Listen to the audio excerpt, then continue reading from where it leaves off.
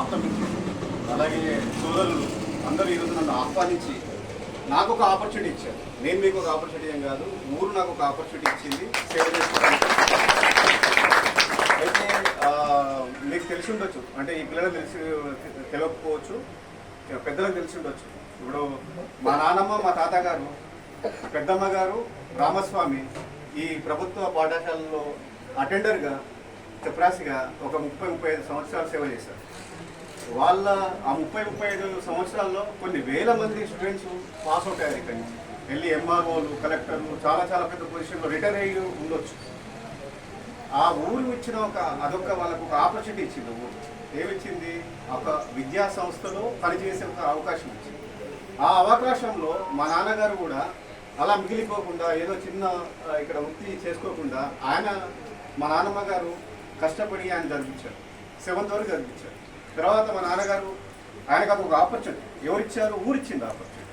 ఈ ఉత్తటూరే ఇచ్చింది మాకు ఆపర్చునిటీ. ఆ ఉత్తటూరు ద్వారా మా నాన్నగారు సివిల్ సప్లై కార్పొరేషన్లో తను ఒక 35 ఏళ్ళు సేవ చేస్తూ వివిధ భాగాల్లో సేవ చేస్తూ నల్గొండ, సూర్యాపేట, అలాగే మహబూబ్ నగర్ ఆయనతో పాటు మమ్మల్ని తిప్పుతూ 4 టౌన్స్ తిరిగేసరికి మాకు కొద్దిగా నాలెడ్జ్ వచ్చింది.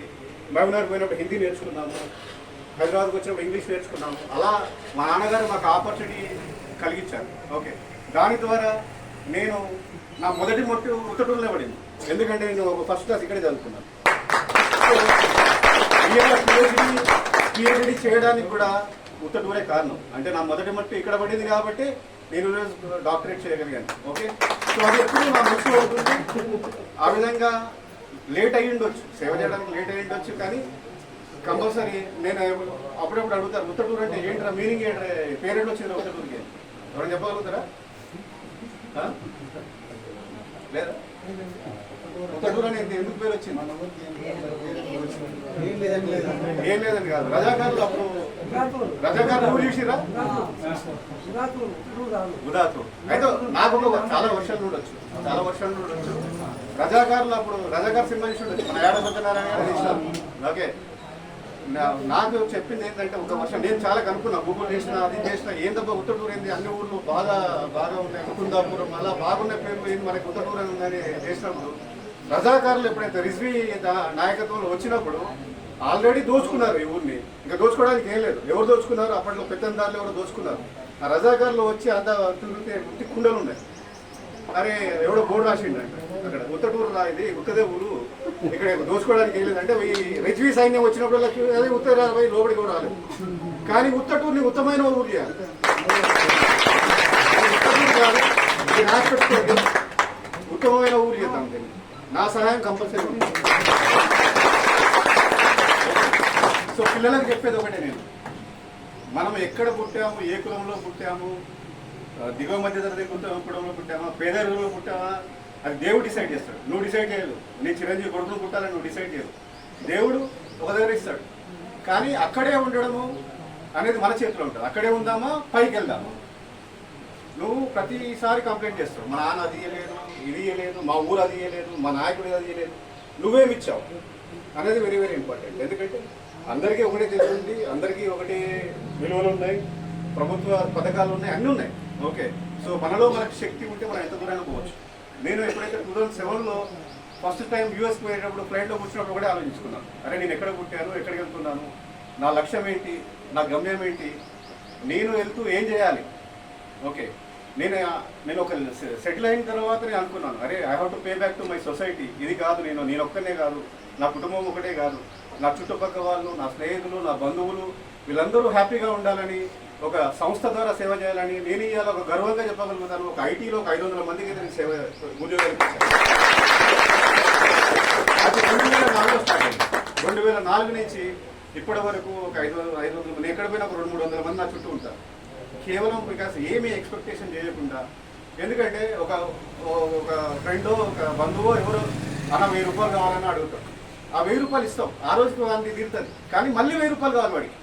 అది కాదు, నేను ఒకటే అనుకున్నాను, వాడికి ఒక ఉపాధి చూపిస్తే వాడు 100 మందికి ఉపాధి చూపిస్తాడు.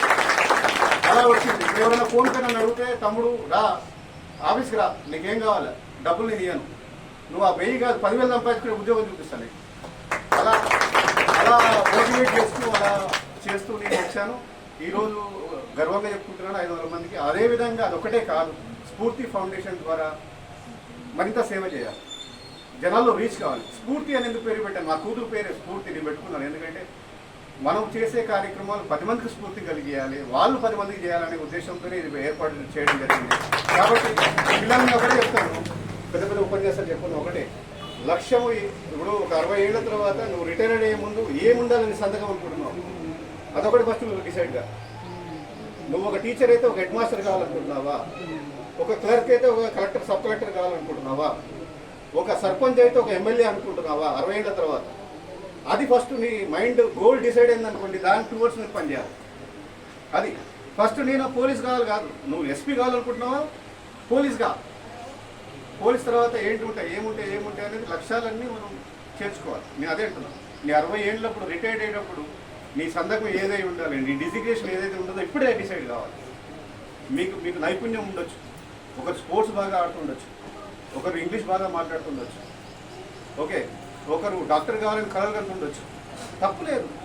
ఎవరైనా కలలు కనొచ్చు. ఎందుకంటే ఎంతోమంది మన చుట్టూ ఉన్నారు. మన స్ఫూర్తి తీసుకోవడానికి ఎక్కడో ఎలాన్ మాస్కో లేదా మార్క్ జుకర్బర్గ్ అమెరికాలో ఉన్నారు కాదు, మన చుట్టూ ఉన్న వాళ్ళని మనం తీసుకోవచ్చు. ఓకే, అలా తీసుకుంటూ మీరు నిరంతరంగా కష్టపడండి. మీరు డే బై డే డెవలప్మెంట్. నిన్నకంటే మనం ఈరోజు బెటర్గా ఉన్నామా లేదా అనేది ఒకటి మనం బేరీజ్ చేసుకుంటే చాలు. 10లో నాకు ఈ % వచ్చింది, నాకు ఇంటర్లో ఎందుకంటే బెటర్ రావాలి, నా గ్రాడ్యుయేషన్ వెళ్ళేసరికి ఇంకా బెటర్ కావాలి. You have to become better and better day by day. అప్పుడే you can reach to your goals. Okay, so మరోసారి ఉత్తటూరు గ్రామ ప్రజలందరికీ, నా అన్నదమ్ములు అక్కచెల్లెలు, నా బంధువు లాంటి ఈ ఒక కుటుంబంకి, నా భిక్షంకి స్పెషల్గా థ్యాంక్స్ చెప్పాలి. అప్పుడప్పుడు గుర్తు చేసుకుంటాడు, అన్నా నువ్వు ఊరు దాటి ఇది మన ఊరు, నువ్వు మన ఊరికి లేకుండా ఎక్కడ కూడా చేస్తున్నావు అన్నా అంటే, అదే మన ఊరు అనుకొని మనం కొద్దిగా రెగ్యులేట్ చేస్తాం, కానీ ఇప్పటి నుంచి అది రెగ్యులర్గా వస్తుందని నా నుంచి ఎలాంటి సహకారాలు కావాలన్నా కానీ భిక్షము అందరూ బ్యాచ్ నన్ను రీచ్ అవుట్ కావచ్చు, కంపల్సరీ నా సహాయ సహకారాలు ఉంటాయి. మీకేమైనా క్వశ్చన్స్ ఉంటే ఆన్సర్ చేస్తాను. అలాగే నా ఫ్రెండ్స్కి దీంట్లో పార్టీ బుక్ చేశాను, మా నాన్నగారికి, మా బావగారికి, అలాగే స్ఫూర్తి ఫౌండేషన్, జాన్ రెడ్డి, రాజశేఖర్ రెడ్డి, అలాగే మిత్రులు అందరికీ థ్యాంక్స్, ధన్యవాదాలు.